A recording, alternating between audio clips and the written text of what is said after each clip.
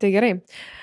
Kągi, kaip ir sakiau, labai jau mes mėgstam skaičiuoti kitų žmonių finansus turbūt, bet norim sužinoti bendrai, kokia yra kaina vat šitos paslaugos build dealo, kad jūs prižiūrėtumėt viską, darytumėt ir visa kita. Gal gali labiau papasakot apie tai, kokie yra paketai galbūt, pavyzdžiui, nežinau, bent jau kaina nuo iki, nu, suprantu, kad tiksliai Jo. labai nuo atvejo vis laik priklauso, tai yra natūralu. Jo, tai iš esmės mes turime paketus ir pas mus yra kaina už kvadratą, įmam už kvadratą, tai vėlgi priklauso nuo namo kvadratūros, bet rėžiais galėčiau procentais įvertinti, kad maždaug nuo 10% iki 13 kažkas nuo samatos vertės gaunasi. Nu, plius minus taip, labai sunku yra įvardinti tą tikslę kainą, nes vėlgi, sakau, labai priklauso nuo situacijos ir nuo pačio namo, bet dažniausiai orientuojamės na, pagal kvadratūrą namo.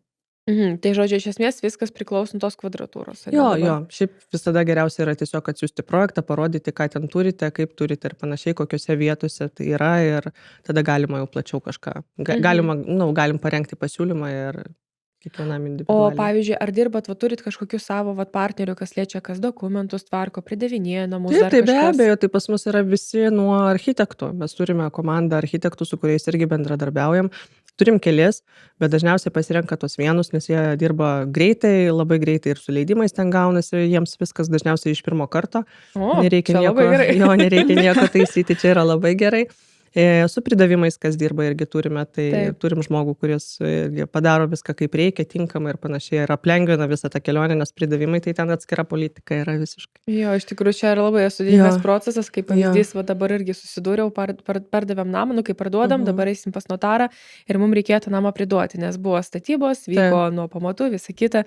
Pavyzdžiui, nu taip, aš esu brokerė, bet aš esu atsakinga labiau už pardavimą, galiu kažkur nukreipti. O čia gavosi, kad, na, nenorėjo nei pardavėjas, nei pirkėjas kažko bendro turėti su to, sako, tiesiog tvarkykit, darykit, tai reikėjo, aišku, tą informaciją visą su ją dirbti. Ir žinokit, koks man buvo šokas, kiek reikia daryti, koks čia yra tiesiog, nu, nervų gadinimas, tiesą pasakius. Ir ačiū Visiškai. Dievui, kad yra, vat, pavyzdžiui, komandos, kaip, vat, pavyzdžiui, tavo komanda, kur turi savo, vat, tokius paslaugos teikėjus, jeigu galima juos taip pavadinti, kurie gali visus tos reikalus sutvarkyti, nes tai daug energijos atima, tai daug laiko atima, tai Kiek yra daug brangu. dokumentų reikia surinkti. Taip. Čia yra kosmosas, ta prasme tikrai Taip. labai sudėtingas procesas. Taip, o ypatingai, kai pas mus yra po lapkričio 1 dienos praeitų metų pokyčių nemažai ir tai apsunkino tą gyvenimą, tai vat, aš labai Popieriukų džiaugiuosi, kad jūs kūrėt verslą, ačiū pandemijai. Aš labai tikiuosi, kad ateis toks laikas, kai sumažės ta biurokratija, nes iš tikrųjų jinai vargina tuos kitus visus specialistus ir aplamai, kas liečia visas statybas, tai vargo vakarienė su dokumentais. Bet vaikšto ir gandai, kad, pavyzdžiui, ten ir svarsto tokius variantus, kad vėl grąžinti va dėl sodo paskirties sklypų, kad nereikėtų projektų iki 8 kvadratų, iki 80 kvadratų. Iš esmės tai buvo labai geras dalykas Čia žmonėms. superinis.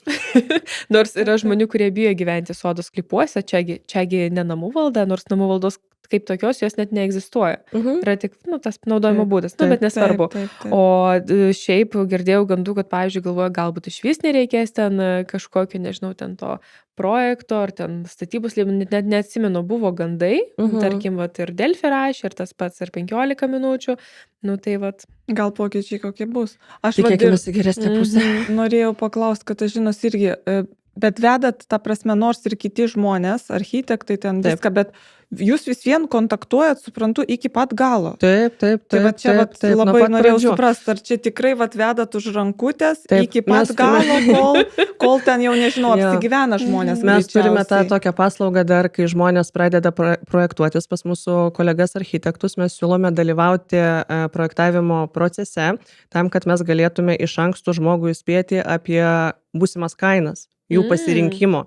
Nes tai labai daug tikrai būna tokių dalykų, kad, nu, vėlgi ten prisifantazuoja visko, o kiek tai kainuoja, jie nežino.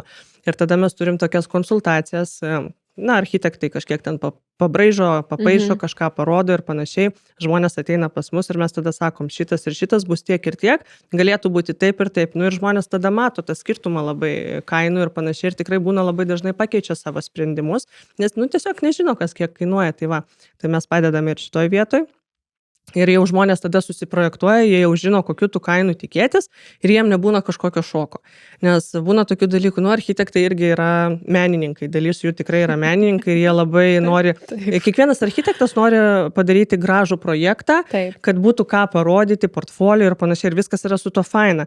Bet klientas tai nežino, kiek tai kainuoja. Ir architektas toli gražu ne visada žino, kiek tas kainuoja. Ir jam gražu, ir klientui gražu, o klientas tada ateina su tuo projektu ir taip, Tarkim, ką daryti? Esu susidūrusi, kai, tarkim, nupiešia vienus langus ir po to gaunasi, kad tokie langai yra, ta prasme, pamato gyvai ir sako, man nepatinka. Kai vat yra langai, ir viršui ta fortačka, nežinau kaip pavadinti, tas viršlangis. Ir kažkodėl architektai, kai didesnį langą nori, jie nupiešia tą.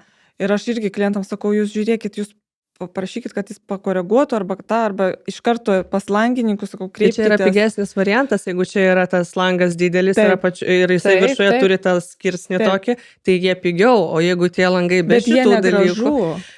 Mes susidūrėm su to, kad klientai sako, mes taip nenorėtume, aš sakau, tai ko jūs, aš, kaip sakant, tai brokerį, tik, kaip sakant, galbūt pardavinėsiu tos namus, bet jie jau pasitikė ir sako, čia gal kaip tau atrodo. Aš sakau, tai pažiūrim namą, kur yra tokie langai. Ir tu pamatai gyvai, kad tau nelabai tas viršus. Nevaibas. Nors tai yra vat pigiau. Kainos sumetimo prasme. O kodėl jie architektai taip nupiešia, čia tikrai jie yra menininkai. Bet čia ne tik architektai, pavyzdžiui, tie patys interjero dizaineriai, jie kai projektuoja vidų, ir esame irgi susidūrę su tokia situacija, kaip pavyzdžiui plytelės, tai plytelė iš esmės jinai turi siūlę.